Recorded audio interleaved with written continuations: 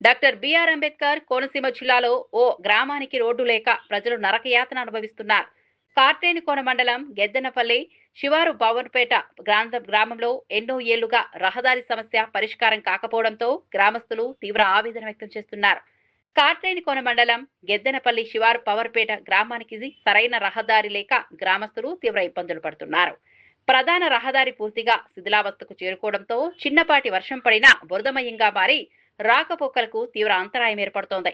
ఎన్నికల సమయంలో గ్రామానికి వచ్చిన నాయకులు రోడ్లు నిర్మిస్తామని, అన్ని సౌకర్యాలు కల్పిస్తామని హామీలు ఇచ్చారని, కానీ ఎన్నికలు ముగిసిన తర్వాత గ్రామాన్ని పూర్తిగా మర్చిపోయారని గ్రామస్తులు ఆరోపిస్తున్నారు.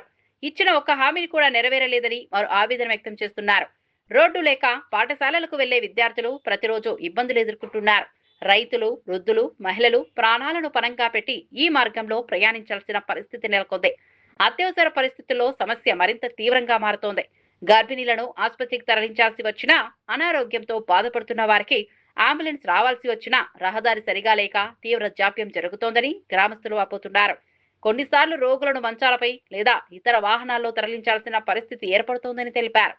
గ్రామ అభివృద్ధి పేరుతో నిధులు కేటాయిస్తున్నామని చెబుతున్న అధికారులు, ప్రజాప్రతినిధులు పవర్పేట గ్రామ దుస్థితిని ప్రత్యక్షంగా పరిశీలించి వెంటనే శాశ్వత సీసీ రోడ్ నిర్మాణానికి చర్యలు తీసుకోవాలని గ్రామస్తులు విజ్ఞప్తి చేస్తున్నారు.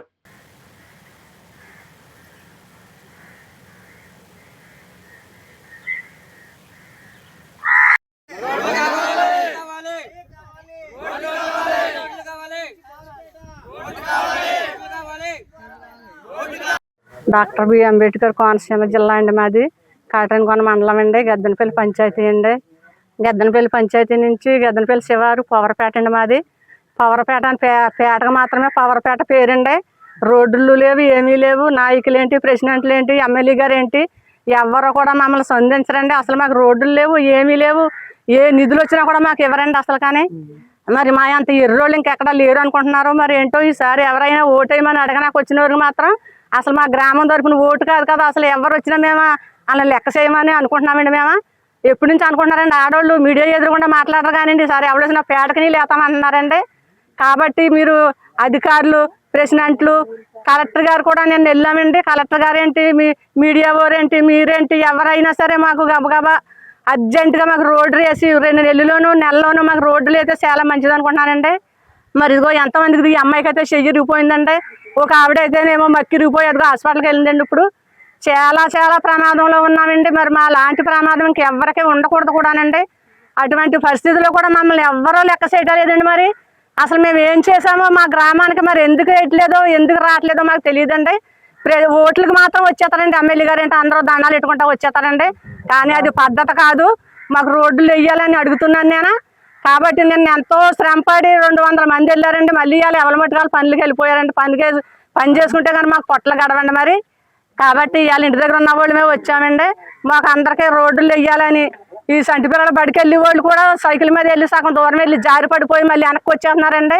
ఇటువంటి ఇబ్బందులు అన్నట్లో మేము పాల్గొంటున్నాం. కాబట్టి మాకు అర్జెంటుగా రోడ్డు వేయాలని మీడియా వారిని, మరి కలెక్టర్ గారి ఆఫీస్కి వెళ్ళాం కాబట్టి కలెక్టర్ గారిని, ఈ ఎమ్మెల్యే గారిని అందరినీ కోరుకుంటూ నా మాటలు ముగిస్తున్నానండి.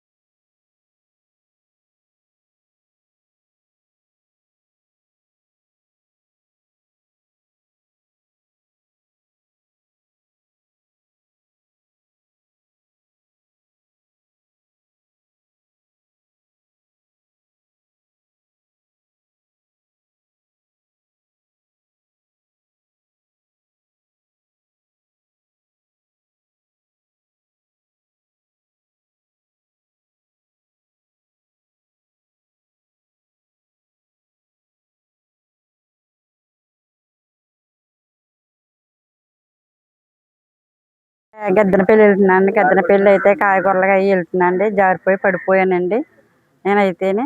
మాకైతే రోడ్డులు లేవండి, ఏమీ లేవండి. ఏ తుఫాను వచ్చినా ఏం వచ్చినా మా ఎవరిలో చూడట్లేదండి. బుచ్చిబాబు గారు ఉన్నారంటే ఆయన కూడా వచ్చి, ప్రెసిడెంట్ గారు ఉన్నా ఎవరు వచ్చినా మాకు ఏమీ చూడట్లేదండి. అంత చిన్న అందరికీ హృదయపూర్వక నమస్కారాలు. మరి ప్రస్తుతానికి అయితే గద్దెనపల్లి శివారు పవర్పేట కాటన్కొండ మండలం డాక్టర్ బిఆర్ అంబేద్కర్ కోనసీమ జిల్లాలో మరి ఈ యొక్క వీడియో తీయడం జరుగుతుంది. నిన్నటి దినాన మరి అమలాపురం కలెక్టరేట్ వరకు మరి గద్దెనపల్లి పవర్పేట నుంచి ఒక 200 మంది జనాభా మొత్తం మేము ఈ రోడ్ల విషయమై మరి అడగడానికి అయితే వెళ్ళడం జరిగిందండి.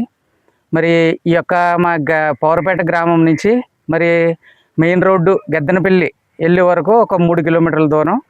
ఈ 3 కిలోమీటర్లు మేము ఇక్కడ బయలుదేరి గద్దెనపల్లి మెయిన్ రోడ్ ఎక్కాలంటే మాకు పుణ్యకాలం కాస్త పూర్తయిపోయినట్టు. అక్కడ చేరేసరికి మాకు మా అదృష్టం అని చెప్పేసి మేము అనుకునేటట్లుగా మరి ఈ యొక్క రోడ్లు ఇంత హీన స్థితిలో ఉన్నాయండి. మరి ఈ స్థలంలో మీరు చూసినట్లయితే ఈ ప్లేసు, ఇక్కడ ఈ నీరు, ఈ బాడీ ఒకసారి చూసినట్టయితే చిన్న చినుకు అయితే చాలు మళ్ళీ మేము అడుగు బయటకు ఎట్టలేని పరిస్థితి. ఇటువంటి పరిస్థితుల్లో ఒక 30 సంవత్సరాల నుంచి మేము ఎదుర్కొంటున్న పరిస్థితి ఇది. ఇవాళ కాదు, ఒక 30 సంవత్సరాలు, అంటే మా చిన్నప్పటి నుంచే ఒక 30 సంవత్సరాల క్రితం నుంచే ఉన్నదే. ఇప్పుడు వరకు ఒక ఇన్ని గవర్నమెంట్లు మారినా సరే మాకు ఇంత కంకరేసినోడు కానీ ఎవడో కనపడలేదు ఇప్పటి వరకు. ఎంతమంది రాజకీయ నాయకులు వచ్చినా వాళ్ళ లబ్ధి పొంది వారు మాకు ఓట్లు కావాలని చెప్పేసి ఓట్లు అడిగి మా ఓట్లు వేసుకున్న తర్వాత వాళ్ళ పదవి వచ్చిన తర్వాత ఇంకా మా అవసరం లేదు. ఇంకా మళ్ళీ మేము కావాలి అంటే ఓట్లు ఎలక్షన్ రావాలి, ఎలక్షన్ వస్తేనే మళ్ళీ మా అవసరం. అప్పుడు కనపడతారు, మళ్ళీ కనపడరు. కానీ మా ఓట్లు ఎవడు పట్టించుకున్నాడు ఇప్పటి వరకు ఎవడో లేడు. దయచేసి నిన్న మేము కలెక్టరేట్కి వెళ్ళాం, అయితే మీడియా వాళ్ళు చాలా వరకు స్పందించారు. మరి ఇది ఎంతవరకు జరుగుతుంది అన్నది మరి మాకు తెలీదు. మాకైతే నమ్మకాలు లేవు. ఎందుకంటే ఇటువంటి పరిస్థితులు చాలా ఎదుర్కొన్నాము. చాలా మేము రిపోర్ట్లు ఇవ్వడం జరిగింది. ఎంఆర్ఓ కాదు, ఎంపీ, ఇక్కడ మన ఎండిఓ కాదు, ప్రతి ఒక్కరికి మేము రిపోర్ట్లు ఇచ్చాము. గ్రీవెన్సల్లో కూడా ఇంతకుముందు ఇవ్వడం జరిగింది. కానీ ఇప్పటి వరకు అయితే పరిస్థితి మాత్రం మారలేదు. కనీసం ఇంత రోడ్డు కూడా వేసిన ఆదుడు ఎవడో లేడు. కానీ ఇప్పుడు మరి ఈ మీడియా సందర్భంగా మేము అడుగుతున్నామండి. మరి ఇదిగో ఇంతమంది ప్రజల సమక్షంలో ఆడవాళ్ళు, మగవాళ్ళు మొత్తం నేను 200 మంది కలెక్టరేట్కి వెళ్ళి కలెక్టరేట్ దగ్గర మెమోరాండం ఇవ్వడం జరిగింది. మళ్ళీ ఈరోజు స్పందించి మీడియా వారు మరి మా గ్రామానికి వచ్చారు. మా గ్రామ పరిస్థితి వారే స్వయంగా చూస్తున్నారు. కాబట్టి ఈ యొక్క పరిస్థితిని చూసి మరి ఈ మీడియా ద్వారా మరి మీ అందరికీ గవర్నమెంట్ ఇక్కడ మా పైన ఉన్నటువంటి వారు ఎవరో పంచాయతీ కానీ, మండలం కానీ, తర్వాత జిల్లా స్థాయిలో కానీ మరి చూసి స్పందించాలని మరి మేము అడుగుచున్నాం. మా గ్రామానికి మరి వేరే అవసరం ఏమి లేదండి, ఒక రోడ్డు తప్ప. ఈ రోడ్డు వేసుకుంటే కదంతా కనీసం మేము బయటికి వెళ్ళాలన్నా మా ఊర్లో అయితే పనులు లేవు, ఏమి లేవు. మేము బయటికి వెళ్ళాలంటే మినిమం ఒక 7-8 కిలోమీటర్ల అవతలకి వెళ్ళి మేము పనులు చేసుకోవాల్సిన పరిస్థితి. ఇటువంటి పరిస్థితుల్లో ఒక బండి మీద వెళ్ళడం కాదు, ఒక సైకిల్ మీద వెళ్ళే పరిస్థితే లేదు, నడిచి వెళ్ళడానికి కూడా లేదు. నడిచి వెళ్ళి వాళ్ళు ఇదిగో పడిపోయి ఇక్కడ చేతులు గట్ట ఎరగొట్టుకుని ఉన్నారు. స్కూల్ పిల్లలకి చాలా ఇబ్బంది అవుతుంది. స్కూల్కి పిల్లలకి ఇబ్బంది అవ్వడం వల్ల కొంతమంది హాస్టల్లో కూడా వేసేస్తున్నారు, ఇంటి దగ్గర తీసుకెళ్ళే పరిస్థితి లేక. ఈ రోడ్లకు ఒక ఆటో కాదు కదా, అంబులెన్స్ కాదు కదా, ఆటో కూడా వచ్చే పరిస్థితి లేదు.